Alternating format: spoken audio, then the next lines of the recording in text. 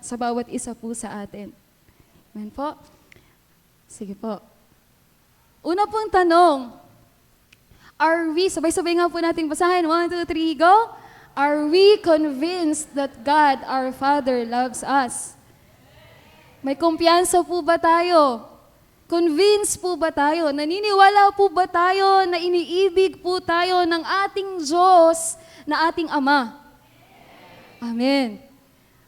Ang sunod po na tanong, ready, get, set, go. Do we even realize how Father loves us?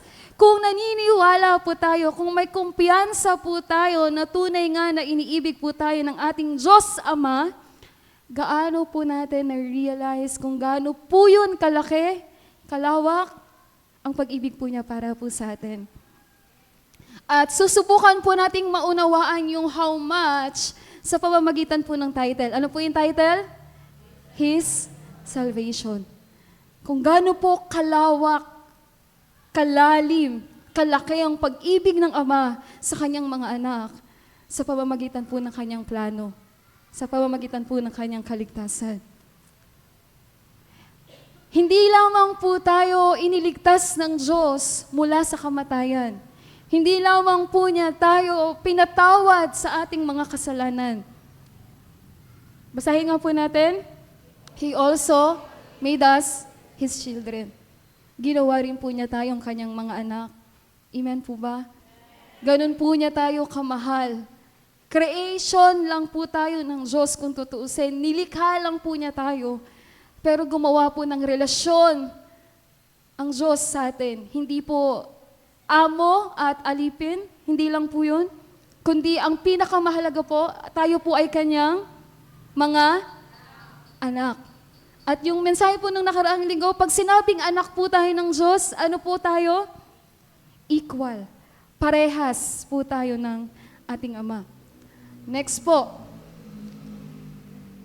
Ang pag-ibig po ng Diyos, hindi lang iniligtas niya tayo mula sa kamatayan o pinatawad ang ating mga kasalanan. Hindi lang din po natatapos hanggang dun sa ginawa niya tayong anak. Ang pinakamahalaga, He gave us His purpose. Nag-a-agree po ba tayo na ang pag-ibig po ng Ama, hindi po lang sa iniligtas po niya tayo dun sa kamatayan.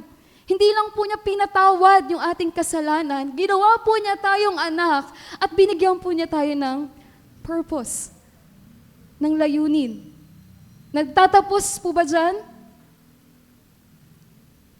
Basahin nga po natin. And a way to fulfill it. Grabe po yung pagmamahal ng Diyos, no? Hindi lang po niya tayo niligtas, ginawang anak, binigyan ng kanyang purpose, at pinabayaan na, o sige, bahala ka na, ito na yung purpose mo, gawin mo yan. Hindi po. Ano po? Inihanda din po niya, binigyan din po niya tayo ng paraan para po matupad yung purpose na binigay po niya sa atin. Nararamdaman niyo po ba yung pag-ibig ng Diyos, ng iyong Ama, dahil po sa kanyang kaligtasan? Amen. Basahin po natin sabay-sabay. Ready, get, set, go. Our Father perfectly planned everything. Sabi po, di ba, isa po sa kanyang pangalan, Alpha and Omega, the first and last. Mula umpisa hanggang sa wakas, nakaplano po lahat perfectly. At yun po ay dahil mahal po tayo ng ating Diyos, ng ating Ama. Tulad po ng sinabi ko kanina, nais ko po na tignan po natin yung kanyang kaligtasan sa viewpoint po ng pag-ibig ng Diyos bilang Ama sa bawat isa po sa atin. At para po sa akin, sino po ba tayo? Para iniligtas na nga sa kamatayan, hindi lang natapos doon, nagkaroon pa ng relasyon, binigyan pa niya ng purpose, at binigyan pa niya ng paraan para matupad po yun. Ganun po, kadakila, kalaki, ang pag-ibig ng Diyos Ama po sa atin. Basahin po natin sa Isaiah 43 verse 7. Ready, get, set, go. Everyone who is called by my name, whom I created for my glory, whom I formed and made. Isa po yan sa nagpapatunay na ang pag-ibig po ng Diyos, hindi lang upang iligtas tayo sa kamatayan, kundi meron po siyang dahilan. May purpose po siya na ibinigay po sa atin. At ano po yon? For my glory. Naunawaan po ba natin kung ano po ibig sabihin ng glory? Full expression of a thing. Kaninong glory po yung i-reflect po natin? Kanino po? Sa Ama. Na-realize po ba natin kung gaano po kasarap, kung gaano po tayo ka-blessed, na hindi lang po niya tayo basta creation, ginawa po niya tayong anak, binigyan po niya tayo ng purpose. At yung purpose po na yon, makita po yung full expression kung sino po ang Ama, ang Diyos sa buhay po natin. Sobrang great ng pag-ibig po ng Diyos, hindi po ba? Amen. Tingnan po natin ibig sabihin po ng glory. Hindi na po natin babasahin lahat. Yung mga naka-underline lang po, glory, ibig sabihin po full, maximum potential, unobstructed display of a thing. Kung sino po yung Diyos 100%. Hindi po niya tayo niligtas lang, ginawang anak, binigyan ng purpose, tapos sige yung image ko lang, pakita mo. Hindi po. Image and likeness. Na-realize po ba natin kung gaano po kalaki yon? Tayo po, yung magre-reflect ng full, maximum, unobstructed display kung sino po ang Diyos sa buhay po natin.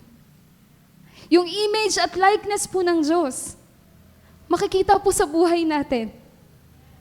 Amen po? Amen. We were created to reflect His glory. Ganun po tayo, kamahal ng Diyos. Na kung tutuusin, pwede pong natapos na lang doon sa paglikha sa atin. Tapos, lang po, nabubuhay lang tayo, ganun lang.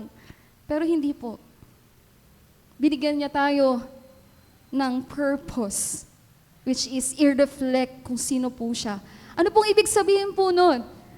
Hindi naman po natin pwedeng i-reflect yung isang bagay o isang tao nang hindi po natin siya laging kasama, hindi po natin kilala, o wala po tayong knowledge o karanasan dun sa bagay po na yun.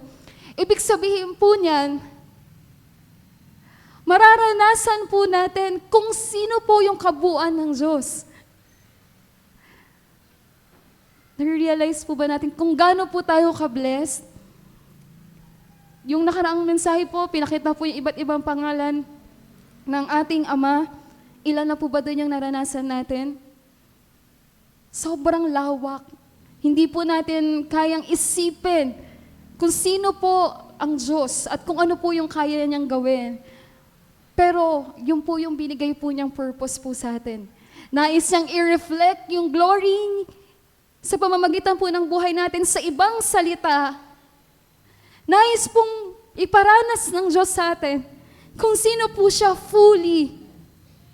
Yung image at likeness po niya, nais pong iparanas po ng ating Diyos na siya po ay ating Ama at ganitong klaseng Ama po siya. Sobrang laki po ng pag-ibig po ng Ama, hindi po ba? Amen. Sobrang blessed po natin. Mahal na mahal po tayo ng Diyos. Amen po. Ito po yung whole picture ng salvation, ng plano po ng Diyos. Makikita din po natin dyan ano na yung purpose ng Diyos, kung bakit po niya tayo nilikha. Ito po, hindi na po ito bago. Maraming beses na po natin itong nakita. Mula po dun sa purpose, sa lost, restore, fulfillment, iisa-isahin po natin. May pasensya na po, medyo magkaiba po ata ng version yung nagamit. So, sige po. Mula po dun sa purpose, yung sa creation, nilikha po ng Diyos ang tao ayon po sa kanyang image at likeness. At binigyan po ng Diyos ang tao ng dominion. Alam na po natin yan. Umpisa pa lang po, tulad po na inawit natin kanina, from eternity, ano po yung lyrics? You dreamed of me. Ano po yung dinidream ng Diyos sa atin? Ano po kaya sa tingin niyo po? Ano po yung iniisip ng Diyos? Ano po yung dinidream ng Diyos about po sa atin? Ano po yun? Maging katulad po niya. Katulad po ng, nandito po sa first statement po niya, diyan po makikita kung ano po yung dahilan kung bakit po tayo nilikha ng Diyos. Ayon sa kanyang image and likeness, at yun nga po ay magkaroon ng kaharian. Sa ibang salita, mai-reflect, maipakita po kung sino ang Diyos sa pamamagitan po ng buhay po natin. At hindi lang po doon natapos, hindi lang po siya basta lumikha at sinabi niya, nilikha kita para yung dominion, mag-reign dito, ibig sabihin nun, para mapakita mo kung sino ako sa buhay mo. At ano na po, petics na yung Diyos. Yung tinitingnan-tingnan na lang na, ganda ng nilikha ko. Hindi po natapos po doon. Ano pong ginawa niya? Sa Genesis chapter 2, verse 15, basahin po natin sabay-sabay.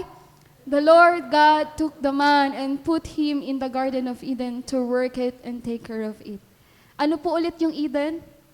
Ito po yung perfect, ano po?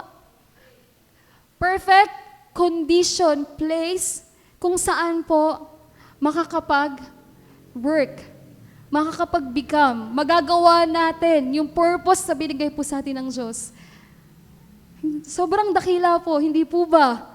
Hindi lang po niya tayo binigyan ng purpose, naghanda pa po siya ng paraan, ng perfect condition wherein doon po natin magagawang mag-grow, mag-bear fruit, mag-die, hanggang sa ma-reflect po natin ang image at likeness ng Diyos, ang glory ng Diyos sa buhay po natin.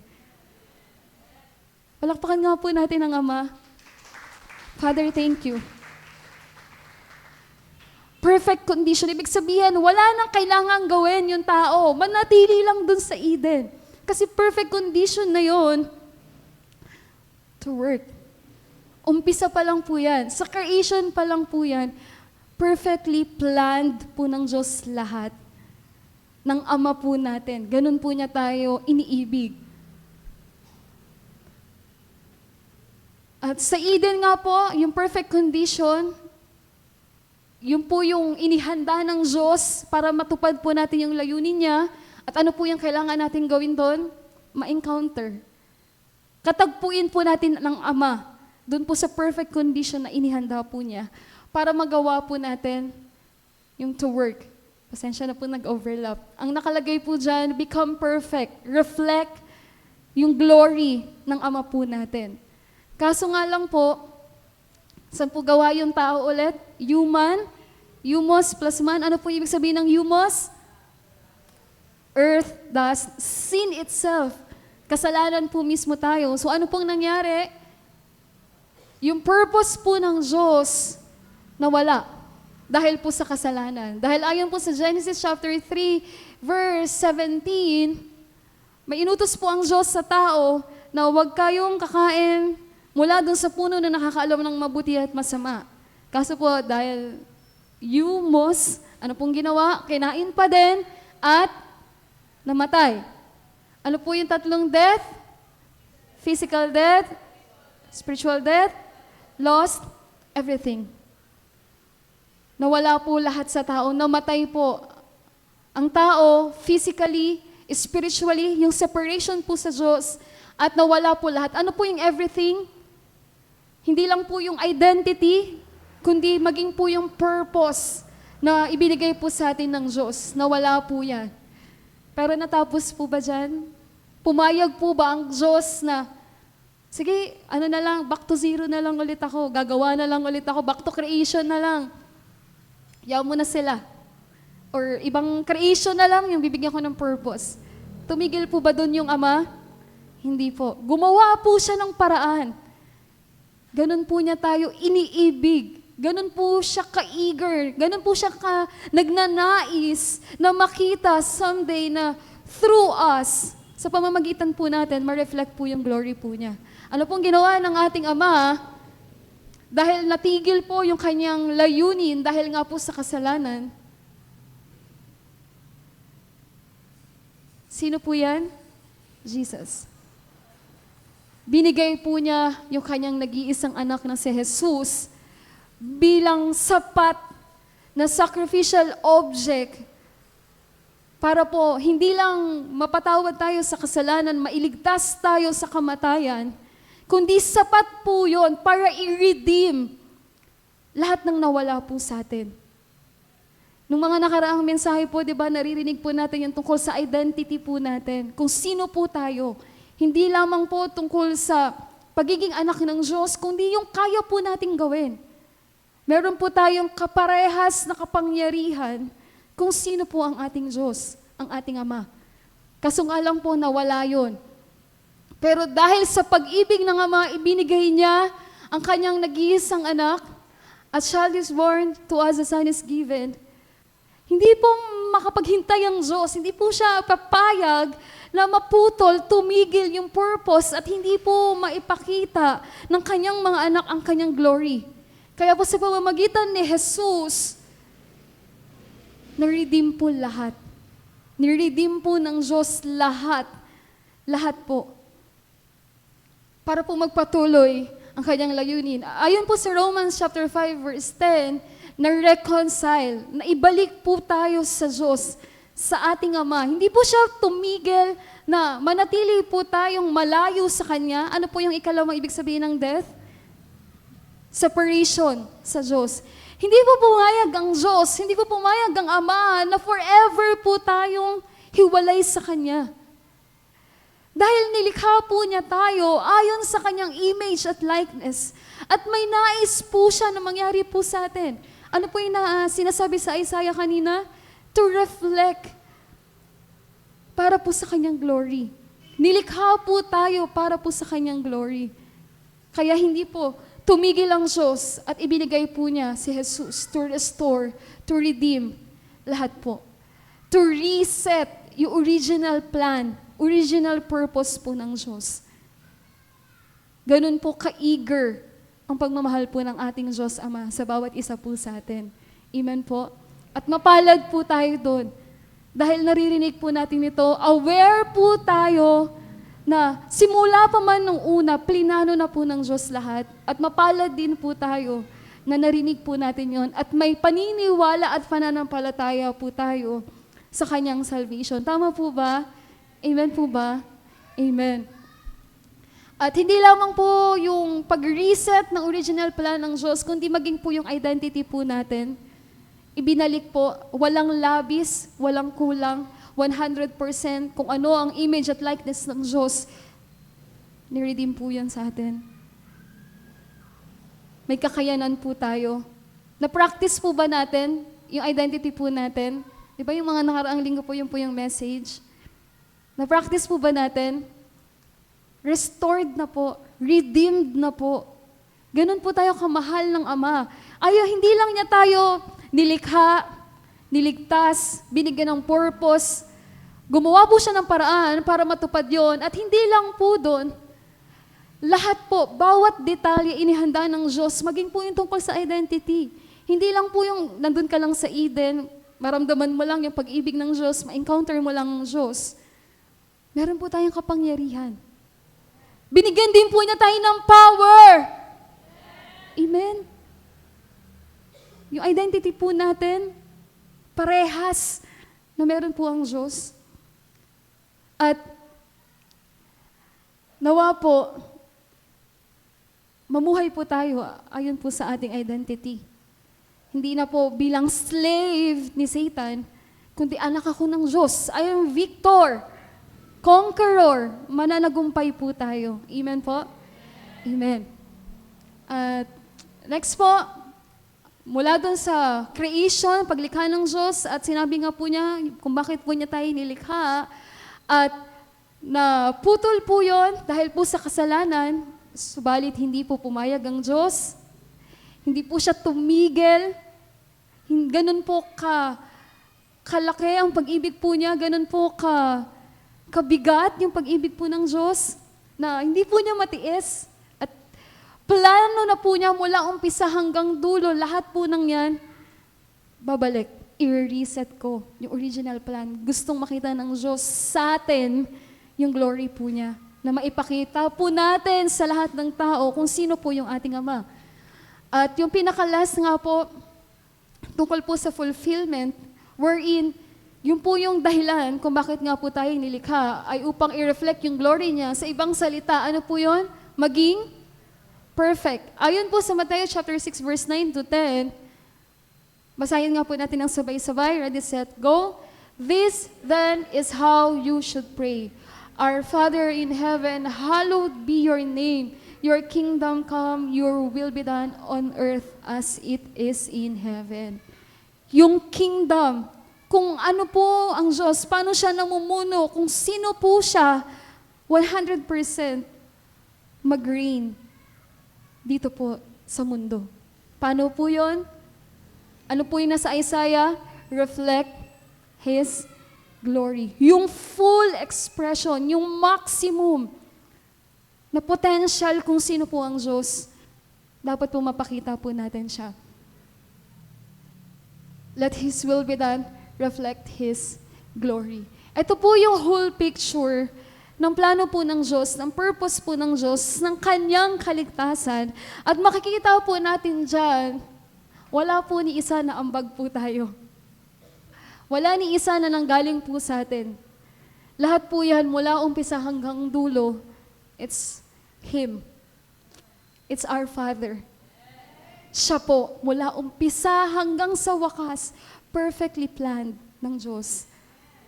Ng ating Ama, hindi lang po basta Diyos, kundi ating pong Ama, by Father. At Ama niyo din po, Ama po nating lahat. Kung perfectly planned na po lahat at pinaunawa na po sa atin sa pamamagitan ng mensahe sa ating simbahan na kung ano po yung plano ng Diyos, yung salvation, yung purpose po ng Diyos, ano po yung dapat po natin gawin? Sabi po sa Hebrews 12 verse 2, basahin nga po natin ng sabay-sabay.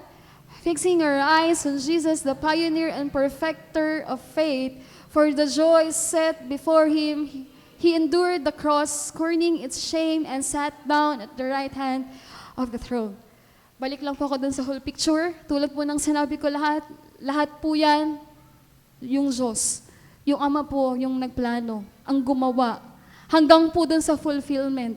Tulad po ng sinabi sa Hebrews 12 verse 2, ang natatanging perfecter po ng ating pananampalataya. Ano po yung faith po natin? Yung faith, kung ano po yung plan ng Diyos, yung purpose ng Diyos, His salvation. At siya po yung magaganap po nun, kukumpleto po nun. At sinabi rin po sa Revelations chapter 19 verse 7 to 8, sabay-sabay po nating basahin. Let us rejoice and be glad and give Him glory, for the wedding of the Lamb has come, and His bride has made herself ready. Fine linen, bright and clean, was given her to wear. Sa 2 verses po na binasa natin, makikita po natin doon, hindi tayo. Wala po tayong ambag. It's Him. Yung Diyos lang po yung gumawa at gumagawa at gaganap po ng plano po niya sa buhay po natin.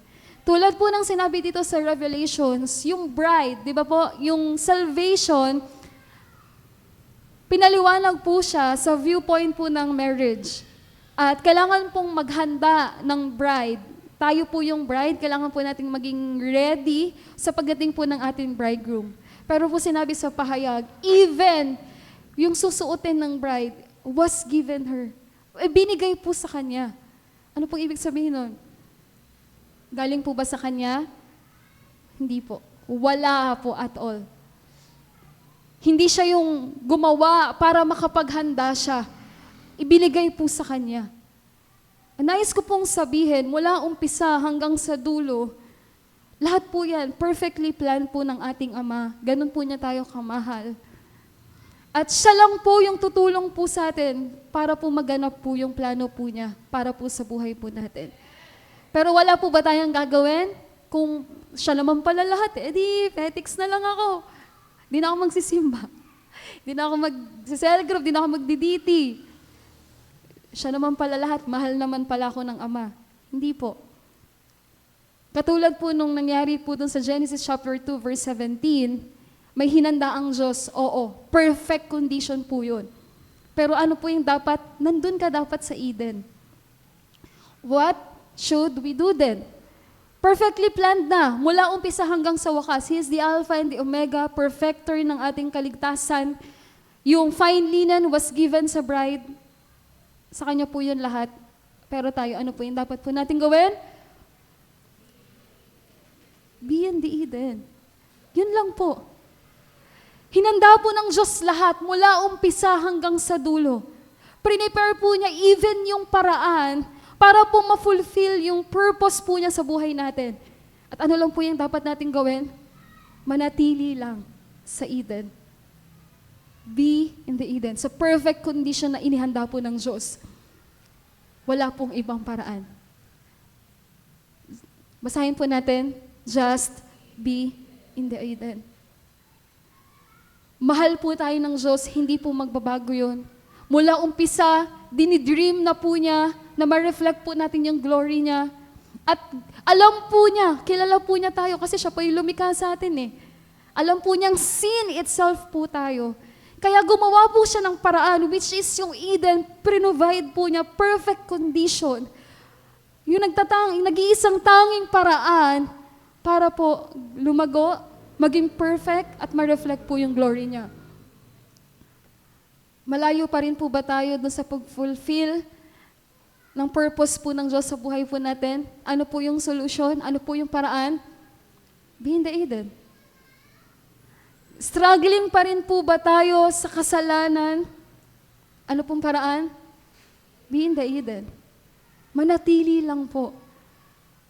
Wala po tayong ibang dapat gawin. Manatili lang at i-encounter lang po natin ang ating Ama. Wala pa rin pananampalataya. Di ba po may message po nung mga nakaraan tungkol sa faith po natin. Kahit kasing laki lang, kasing liit lang ng mustard seed, wala pa rin po ba? Ano po yung dapat po natin gawin? Just be in the Eden. Kasi inihanda na po ng Diyos. Prepared na po yung perfect condition. Ang kailangan lang po natin, manatili at katagpuin po natin ang ating Ama. Still not living with our identity, di ba po? Ang tagal na po natin Kristiyano, pero bakit wala po tayong kapangyarihan? Bakit pa rin po tayo natatakot sa mga maruruming espiritu? Bakit hindi po natin kayang magpagaling?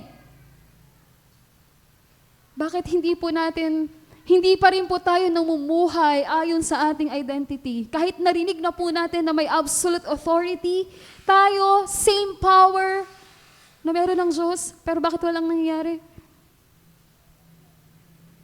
Ano pong dapat gawin? Be in the Eden. The more we encounter Father, mas magkakaroon po tayo ng conviction, oo nga. At mag-grow po tayo. At kung gaano po tayo nag-grow, ganoon din po yung maipapamuhay natin, yung identity na meron po tayo, na ibinigay po sa atin ng Ama. Pero may problema po, mahirap. Oo, perfectly planned ng Diyos lahat, inihanda niya lahat mula umpisa hanggang sa dulo, pero mahirap po. Same with Apostle Paul, tulad po ng sinabi dito sa Romans chapter 7, verse 22 to 23, sabay-sabay po nating basahin, ready, set, go. For in my inner being, I delight in God's law.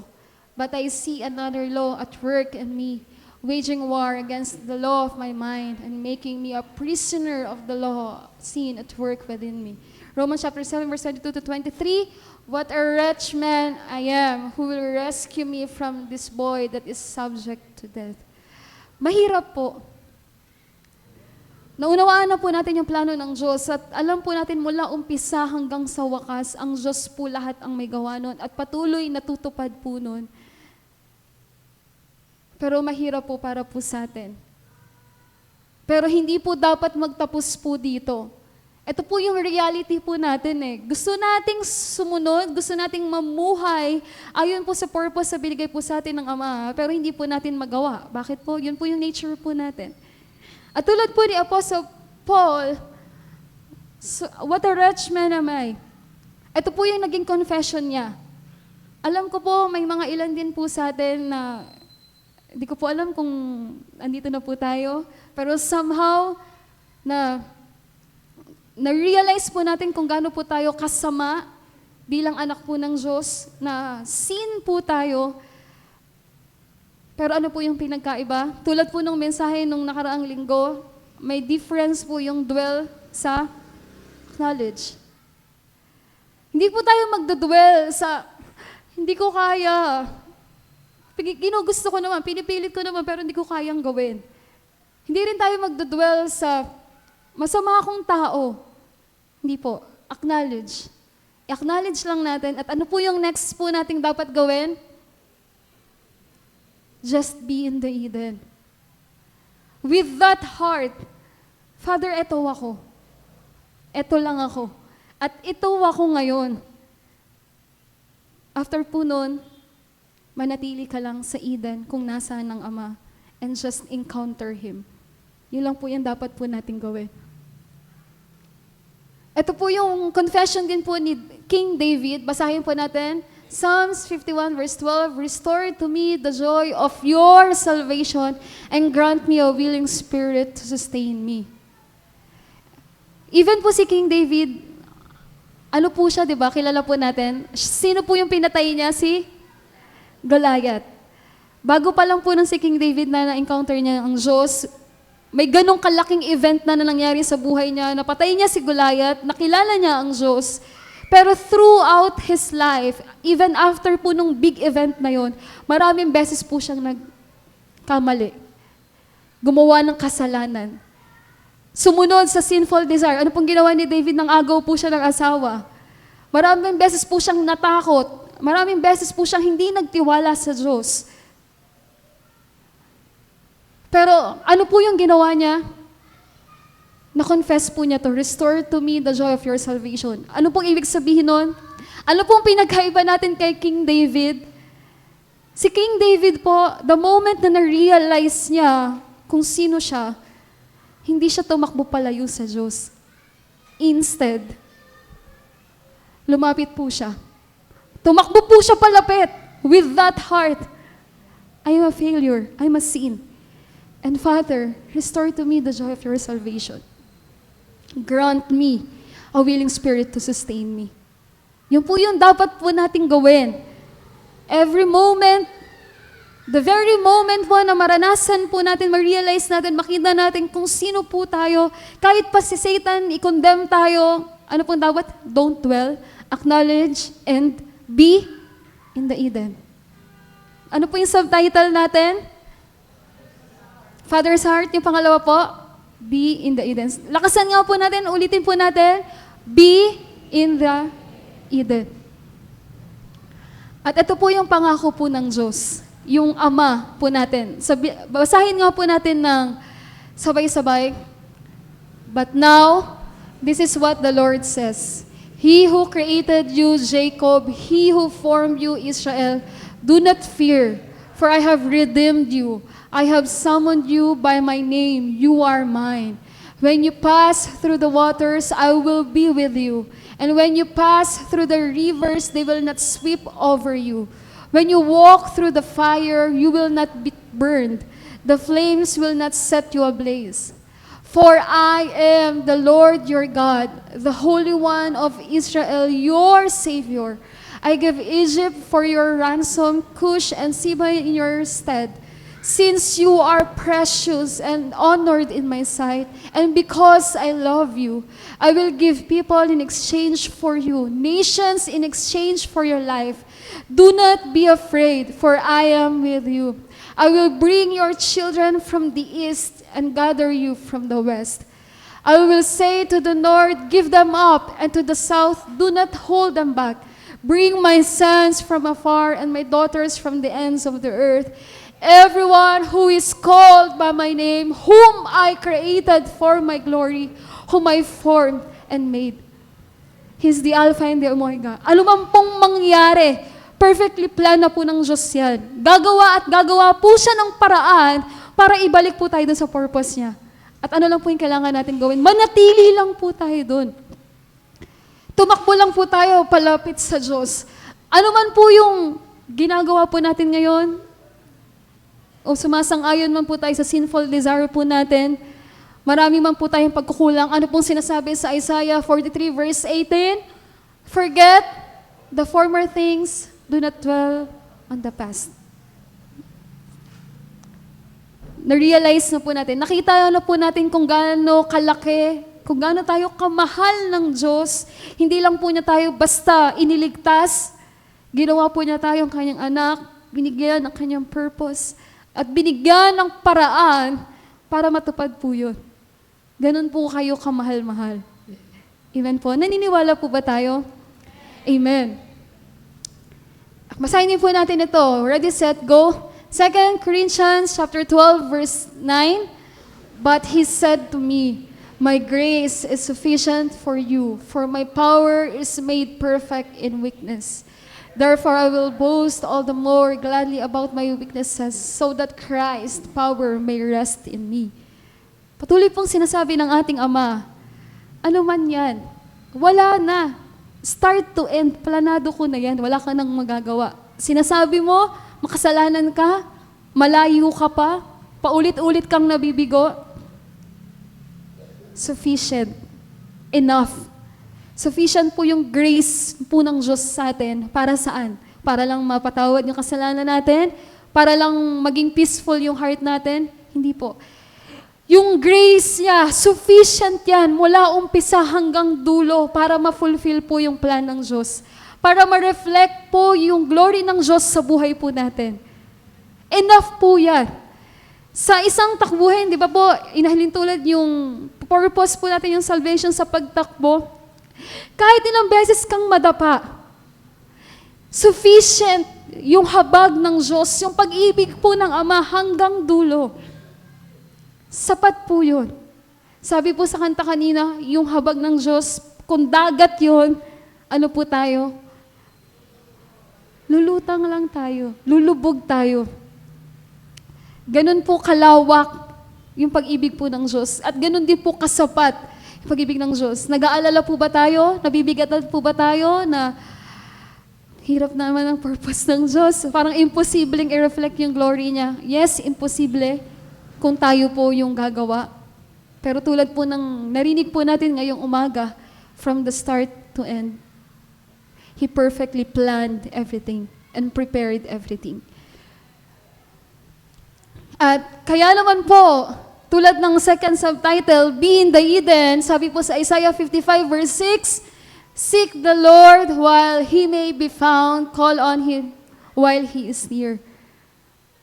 Sapat po yung habag at pag-ibig ng Diyos para po ma-fulfill yung plano po niya sa buhay po natin. Katulad po ni King David, hindi po tayo tatakbo palayo sa Diyos tuwing nabibigo po tayo. Ano po dapat natin gawin? Tumakbo! Palapit po sa ating Ama. Father, eto ako. Nabigo ulit ako, nadapa na naman ako. Sabi po dito, tumawag po tayo sa Diyos habang matatagpuan pa po natin siya. Hanggang saan po ba yung grace and love ng Diyos? Hanggang hindi pa po dumadating yung second coming. Habang may chance pa po tayo. Habang na mapapakinggan pa po tayo ng Diyos, habang malapit pa po ang Diyos sa atin, ang Ama sa atin, lumapit po tayo sa Kanya. Manatili po tayo sa Eden, dahil yung pag-ibig po niya, walang question doon. Wala po tayong dapat ipag-alala po doon. Sapat po yun para po hanggang dulo. Ang kailangan lang po natin gawin, lumapit sa Kanya at manatili po kung nasan po ang ating Ama sa Eden. Basahin po natin Ezekiel chapter 33 verse 26. Ready, set, go. I will give you a new heart and put a new spirit in you. I will remove from you your heart of stone and give you a heart of flesh. Katulad po ni Apostle Paul, yung confession po niya, kahit gaano pa kasama yung tingin po natin ngayon sa sarili po natin, wala po. Walang matigas na bato na hindi po kayang palambutin ng Diyos. Walang tuyot na lupa na hindi kayang basain ulit ng Diyos, pag-apuyin ulit ng Diyos yung puso po natin. Sa part po ng Ama, wala po tayong dapat ipag-alala, isipin. Tayo lang po. Ano po yung dapat po nating gawin? Ano po ulit? Just be in the Eden.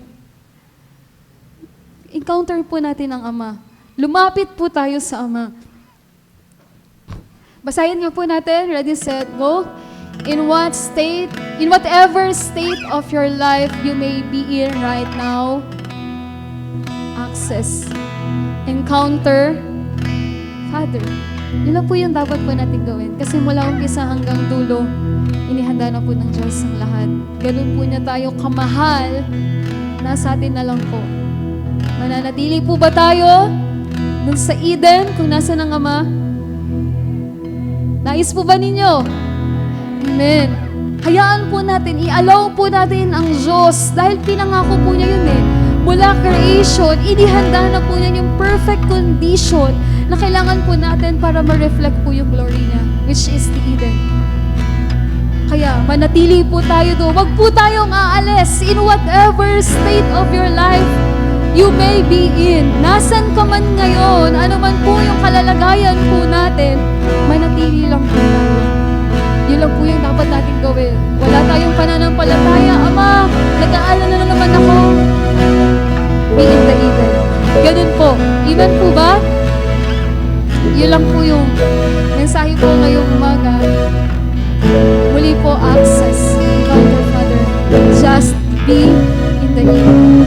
Sabay-sabay po tayong manalangin. Tayo pong lahat. Tayo magsigaw.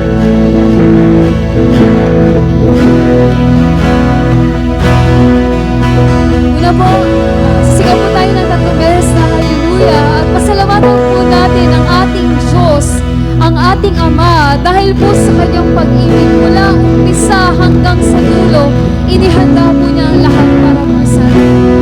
At pangalawa po, kausapin po natin ang Diyos, Ama, help me na manatili sa Eden. Tulad ni King David, imbis na tumakbo palagi sa'yo, lalapit ako, tatakbo ako palapit sa'yo. Nais mo ba natin yun? Handa na po ba tayo? Amen. Sabay-sabay po tayo sumigaw ng hallelujah na 3 beses. At sabay-sabay po tayo manalangin in 1, 2, 3.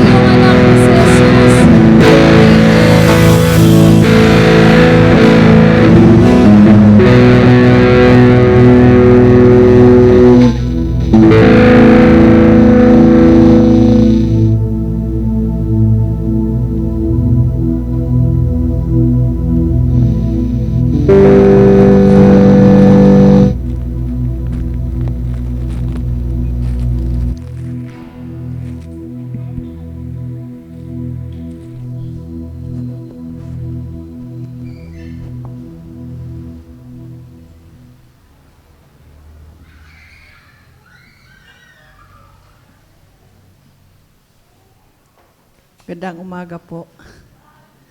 Announcement po tayo. So patuloy po tayong ating Lord's Service ay nagsisimula po tayo ng alas 8. So paalala po, wag po tayong malate, maaga po tayo. So kasabay po niyan, yung ating pananalangin na sa umaga. So dito po sa loob ng church, meron po tayong morning prayer. So 6:30 po yan ng umaga. So yung gusto pong manalangin ng hindi 6:30, pwede naman po. So may tao, kumatok lang po kayo sa pinto. Kung gusto nyong manalangin ng hapon, pwede po. Kung gusto nyong manalangin ng tanghali, pwede din po. Nandito po Sister Lolita para mag-pray po kayo. So welcome po ang lahat ng gustong mananalangin. So pagkatapos po niyan, meron po tayong Wednesday prayer meeting. So yung ating prayer meeting ng Wednesday po, binabalikan po natin yung mensahe ulit nung linggo. So kung mayroon kayong mga prayer request, dumalo po kayo. Alas 3 po yan ng hapon kada Miyerkules po yan. So pag-uusapan po natin ulit yung mensahe nung linggo at ganun din naman po, ipananalangin po yung mga prayer request. So pagkatapos po niyang gawain, meron po tayo para sa ating mga maliliit na mga bata, LK. So basta na tumatakbo na po, sama po natin dito. Lagi po namin sinasabi, mas maaga nilang makilala ang Diyos, mas mabuti ang kanilang buhay. Tinatawag na future po nila. So pagkatapos po ng LK Youth naman po yung ating, meron po silang gawain. Mamaya po alauna ng hapon, 1:30 po yan, yung ating mga kabataan, yung mga nandito po. So kung meron po kayong mga kaibigan, mga youth, so sama niyo po dito. Mga kaibigan, mga pinsan, basta dalaga at binata, mga youth. So, welcome po silang lahat.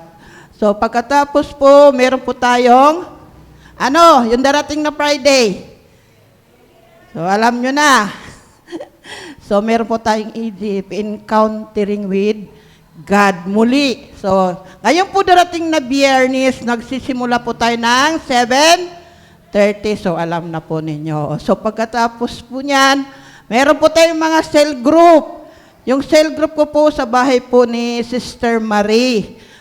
Tuesday po yan. At yung kay Queenie po, sa bahay po niya. Tuesday naman po. So, yung kay Sister April po, sa bahay po ni Sister Sarah. Tuesday nandun po, Tuesday. Hapon po yon, alas 4 ba o alas 2. So, pagkatapos po niyan, kay Clarissa, sa bahay po ni Sister Claudia, sa bahay nila Joe, Friday.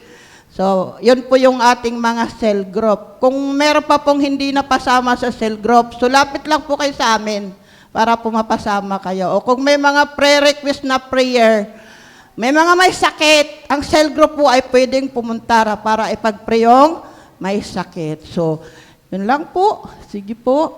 Maraming salamat po. Yung phone po. Hindi po. Sagli lang po to bago po kayo umuwi lahat. Meron po tayong unripe mango na yung hindi pa po hinog, yung maasim. So, bago po kayo umuwi, maaari po kayong kumuha